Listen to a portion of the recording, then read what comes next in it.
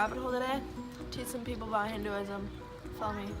Oh, hey Kennedy. What's going on? Nothing much, just practicing my Hinduist ways. What's that all about? See, Hindus see the religion as a constant external existence, not just a religion, but a way of life. It's a collection of customs, obligations, and traditions, and ideals that far exceed the Christian and Western solutivist tendency to think a religion is primarily a system of beliefs. Sweet. I'm so glad I got to know that. Yeah, thank you for listening. Yeah, thank you. See you. So, just teaching some people about the Hinduist lifestyle, culture. Would you like to know something? Sure.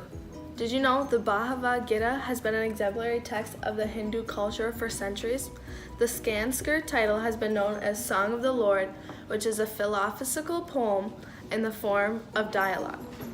It's an independent sacred text, but is also the sixth book of the Mahabharata, which is the longest great Indian war epic poem. An epic poem is a poem which contains mythological stories and philosophical discussion.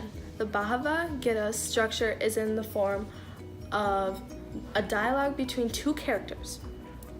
Arjuna, the hero preparing to go to battle, and Krishna, his charioteer.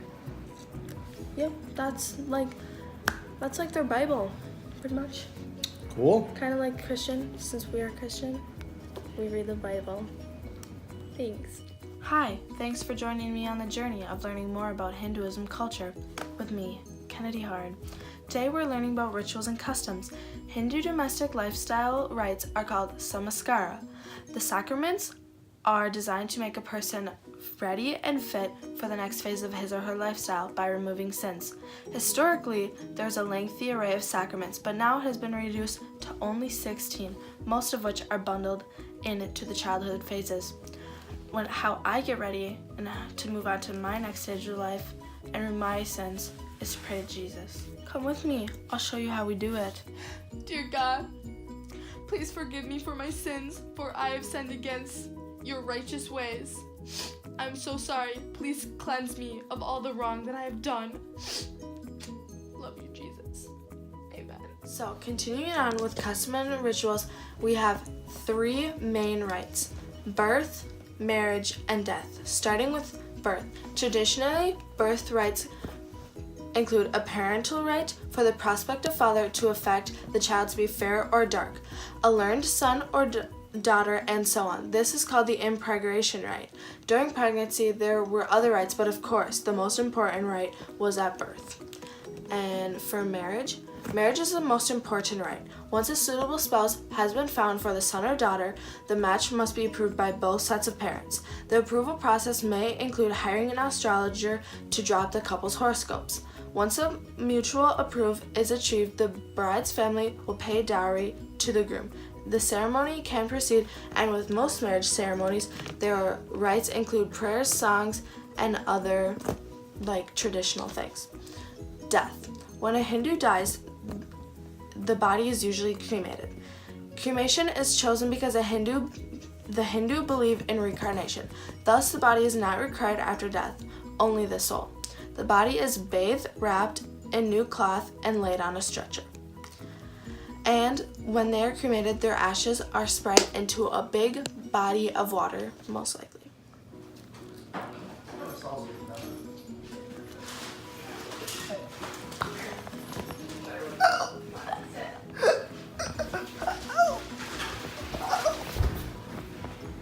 Fatality. Da, da, da.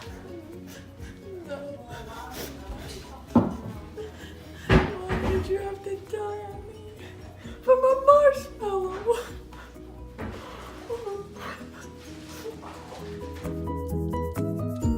Hey guys, thank you for following me on this journey of learning more and more about Hinduism. I realized that Hinduism religion wasn't just a set of beliefs, it was a way of life. They put this into their everyday calendar. It was pretty much their calendar. And I think that is just so cool how they build their whole life around this religion, because my life is just one day a week I go to church, and this is an everyday thing, and I just think that would be so fun and so cool to experience. So thank you for following me on this journey, learning more about Hinduism. See you in the next episode.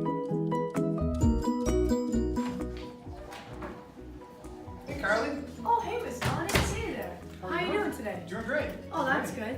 Hey, I'm just doing some research about Judaism. Do you happen to know anything? Not a lot. Tell me about it. Okay, so Judaism has provided the historical foundation for two of the world's largest religions, Christianity and Islam. The main belief of Judaism is that there's an all-powerful God with whom the Jews have a personal relationship with. Oh, wow. That's kind of the That's main great thing. to know. Yeah. That's great to know. Thank you. I appreciate Yeah. that information. Yes, thank you for Okay. stopping in here. No problem. Take it easy. You too. The Judaism religion be like. Oh, hey man, how's it going? Good. How about you? It's pretty good. Oh, that's great. How do you guys know anything about Judaism by any chance? No, please inform us. I will delightfully inform you.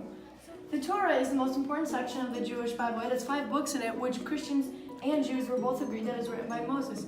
It is written in historical order. The study of the Torah is an act of worship for the Jews. It should be read religiously each Sabbath. Over the course of a year, the entire Torah will be read on the Sabbath day and on festival days. There are daily and weekly classes and groups for those who wish to study the Torah. So that's the main idea of what the Torah is. That's really cool. That's Yeah. really cool. Thanks, guys. Do you guys So you wanted to learn more about Judaism? Well, let me tell you. I'll tell you about rituals and customs.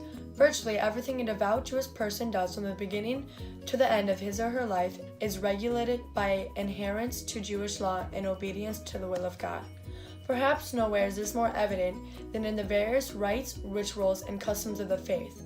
Most Jews have a mezuzah, which is a parchment inscribed with religious text attached in case to a doorpost in the Jewish home as a sign of faith. This is to remind them to always keep God's laws. I have signs that have scriptures and quotes in them all throughout my house to remind me to keep my faith and trust in God. Let me show you. This is a cross I have in my room. This is a scripture, Proverbs 3:5-6. These are both quotes.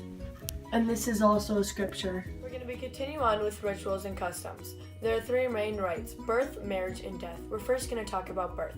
Birth, as far as Jewish boys are concerned, means circumcisions on the 8th day after a ben, which is the 8th day after they are born. The Torah says it is a fulfillment of the covenant between God and Abraham. This procedure is performed by a specially trained person called a mole, which is spelled M-O-H-E-L, not M-O-L-E. The mole recalls the covenant and recites a blessing while cutting off the foreskin. The baby's name is said at the same time. Now for the cutting of the foreskin. Your name shall be To marriage. Marriage and the raising of children is an important part of the Jewish life, just as in other religions. The role of the matchmaker is still an important one in Jewish communities. Celibacy is not encouraged. The wedding ceremony can be held in a synagogue or in an open area. In the Jewish faith, though it cannot take place on the Sabbath or on a festival, the bridegroom places a gold ring on the bride's forefinger. Then the ketubah, marriage contract, is read, and the rabbah recites the 7 marriage blessings. At the end of the ceremony, the bridegroom traditionally breaks a wine glass under his foot. You may place the golden ring on her forefinger while you recite the 7 bridal messages. Gave the first man and the woman of the golden garden of Eden in our earliest memory. Blessed you who delights the bridal, the bridegroom, and the bride. Now, going to be going on to death. Death in the Jewish faith goes along with the belief of other religions on the resurrection of the dead. Differences are evident when deciding on what happens to the body: burial or cremation, which depends on the sect to which the individual belongs. The body must be buried as soon as possible after the death. Within 24 hours is typical. And in the Jewish consecrated ground, the body is washed, anointed with spices, and wrapped in a white sheet. Hey guys, thanks for joining me on this journey to learn more about Judaism. I hope you guys learned something, because I know I did. Starting with the Torah, which is the Old Testament of the Bible of my religion. I thought that was pretty unique and pretty cool, because Judaism and Christianity are so much alike. And as I was digging and doing more research about Judaism, some of the questions I had about Christianity were solved because of doing more research about Judaism. And it just shows that there's so much alike, and I'm just glad I did this research because I want to know more. Thanks for joining me. Hope you guys are having a good day.